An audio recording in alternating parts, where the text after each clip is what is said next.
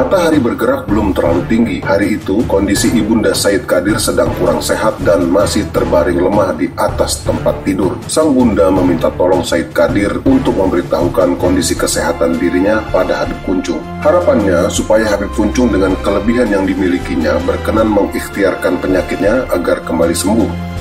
Begitu khawatir pada kesehatan ibundanya, tanpa banyak bertanya, Said Qadir langsung berangkat menaiki delman bersama kusir menuju kawasan Rawajati, Kalibata, arah selatan Batavia, tempat di mana Habib Kuncung biasa berada. Setibanya di sana dan setelah ucapkan salam, Said Qadir segera menemui Habib Kuncung. Tidak ada orang di sana, hanya ada Habib Kuncung sendirian. Lalu Said Qadir bersikap takzim pada Habib Kuncung, seraya memberitahukan kondisi ibundanya yang sedang sakit. Umi kirim salam, Umi lagi sakit, Habib Ahmad disuruh ke rumah, ucap Said Qadir. Said Qadir mengenal dan tahu persis siapa dan bagaimana magam atau kedudukan Habib Kuncung. Tapi dirinya sendiri adalah Said Qadir, kelasnya juga bukan kaleng-kaleng. Dan demi ibundanya, Said Qadir sudah bersiap diri menghadapi hal majzub Habib Kuncung dengan segala resiko. Namun yang terjadi kali ini benar-benar di luar dugaan. Bagaimana tidak, Habib Kuncung berucap sesuatu yang buruk tentang ibunda Said Qadir. Namanya juga wali majzub. Biar mampus Umi lo sekalian, celetuk Habib Kuncung seenaknya. Mendengar itu, Said Qadir terkejut luar biasa. Dunia seolah terasa gelap. Lalu dengan gerakan yang nyaris tidak terlihat mata, Said Qadir sudah mencabut golok yang digenggamnya dan mendekatkannya ke Habib Kuncung. Kalau sampai Umi gue kenapa-napa, gue belai kepala lo, sentak Said Qadir. Kagetnya Habib Kuncung bukan kepala, bukan hanya karena bilah golok Said Qadir yang keluar dari sarungnya, bukan juga karena Said Qadir yang mampu bergerak cepat sekejap mata, tapi aura dari suara Said Qadir yang rupanya menyadarkan kembali Habib Kuncung siapa Said Qadir adanya. Suasana hening seketika. Kusir delman yang menyaksikan peristiwa itu terkejut dan nyaris kencing di celana. Barangkali saat emosi, Said Qadir lupa kalau Habib Kuncung seorang wali. Sementara Habib Kuncung sendiri saat alam majzubnya muncul juga lupa kalau Wan Qadir juga seorang wali. Setelah itu Habib Kuncung sendiri tidak mengeluarkan sepatah kata dan langsung terdiam. Usai mengalami apa yang baru saja terjadi, Habib Kuncung nampaknya mulai lunak. Habib Kuncung juga setuju untuk ikut menemui ibunda Said Qadir, meskipun sepertinya tidak sepenuh hati. Habib Kuncung ikut naik delman bersama Said Qadir. Delman pun langsung bergerak menuju kawasan Kampung Melayu, distrik Mester Cornelis.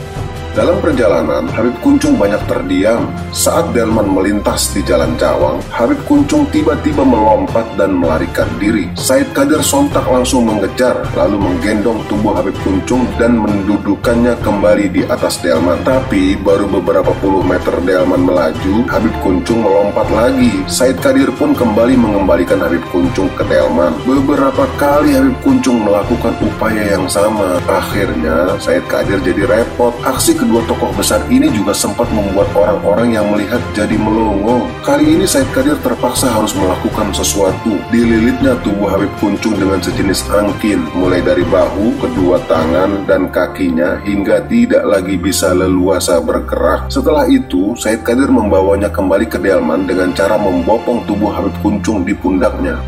Setibanya di rumah dan setelah lilitan angkin di tubuh Habib Kuncung dilepas, Said Qadir meminta pada Habib Kuncung agar tidak menceritakan pada ibundanya peristiwa yang terjadi tadi. Meskipun Habib Kuncung yang memulai terjadinya insiden pagi tadi, namun Habib Kuncung yang masih ngambek tetap saja belum mau merespon bujukan Said Qadir. Ditemani Said Qadir dan beberapa orang dari Sahibul Bait, Habib Kuncung masuk ke dalam rumah untuk mendoakan ibunda Said Qadir. Sementara Said Qadir sendiri kembali keluar rumah untuk berjaga-jaga. Khawatir Habib Kuncung tidak mau mendoakan ibundanya dan berupaya melarikan diri lagi. Sekira beberapa saat kemudian, Said Qadir terkejut melihat ibundanya yang tadi terbaring lemah karena sakit tiba-tiba muncul dari dalam rumah dengan kondisi segar bugar. Di tangannya terdapat beberapa sisir buah pisang dan makanan. Lalu Said Qadir lebih terkejut manakala ibundanya tiba-tiba menanyakan keberadaan Habib Kuncung. Said Qadir langsung sadar, meskipun sejak tadi dirinya berjaga di depan pintu sebagai satu-satunya akses masuk dan keluar rumah, tapi Habib Kuncung bisa pulang dengan caranya sendiri tanpa ada satupun orang di rumah tersebut yang tahu.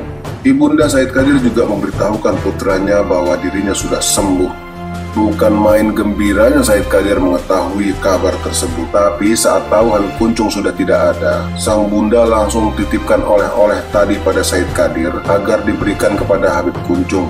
Setelah sang bunda masuk kembali ke dalam rumah, Said Qadir segera menaiki delman dan meminta kusir delman mempercepat lari kudanya untuk kembali menuju ke kediaman Habib Kuncung. Setibanya di sana, benar saja Habib Kuncung nampak sedang duduk, tapi kelihatannya masih ngambek. Kedua tokoh itu pun bertemu lagi. Said Qadir mencium tangan dan memperlakukan Habib Kuncung dengan istimewa. Ini ada titipan dari Umi. Umi bilang kirim salam, berkata Said Qadir. Habib Kuncung sepertinya berpura-pura tidak mudah dirayu. Oleh-oleh kiriman juga tidak ditengoknya. Namun, tidak lama kemudian, Habib Kuncung malah menyuruh Said Qadir untuk membuatkan dirinya ayunan. Maka, dengan senang hati Said Qadir pun membuatkan Habib Kuncung sebuah ayunan.